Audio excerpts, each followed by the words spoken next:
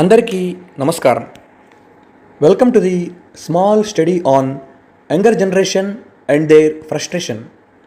కొన్ని సంవత్సరాల నుండి యూత్ మరీ దారుణంగా తయారవుతున్నారండి.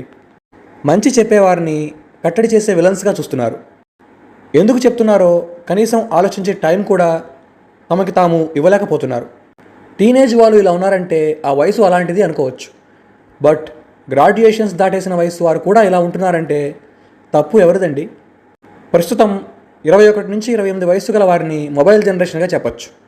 వీళ్ళకి లైఫ్లో అన్నీ ఫాస్ట్గా అయిపోవాలి.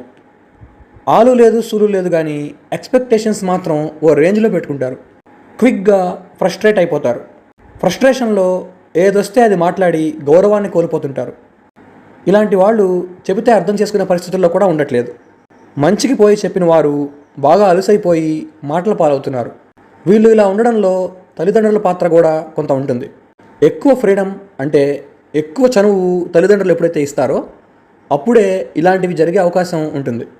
ఇలాంటి బిహేవియర్ ఉండేవారి వల్ల మన భారతదేశంలో కుటుంబ వ్యవస్థలు దెబ్బతినే ప్రమాదం ఉంది. ఆల్రెడీ చాలా వరకు దెబ్బతిన్నాయనుకోండి. వ్యక్తిత్వాన్ని నాశనం చేసుకుంటున్న ఇలాంటి వారి బిహేవియర్పై మీ అభిప్రాయం ఏంటి? కామెంట్ చేయండి. ఇలాంటి వారు ఇంతకుముందు తరాల్లో కూడా ఉన్నారు, ఇప్పుడు ఇంకా పెరుగుతున్నారు. బయట జరుగుతున్న దారుణాలు మీరు చూస్తున్నారుగా. అసలు వీరి ఫైరింగ్ ఫ్రస్ట్రేషన్కి కారణాల గురించి మాట్లాడాల్సి వస్తే కొన్ని చెప్పుకోవచ్చు, బట్ డెప్త్కి వెళ్ళాలనుకోవట్లేదులేండి.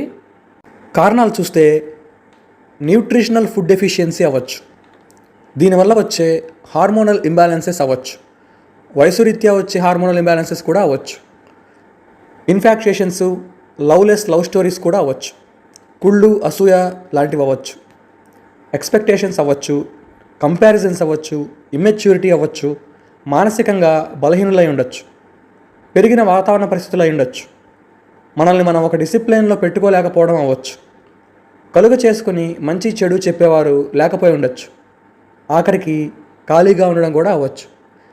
ఇలా ఎన్నో కారణాలు ఉంటాయి.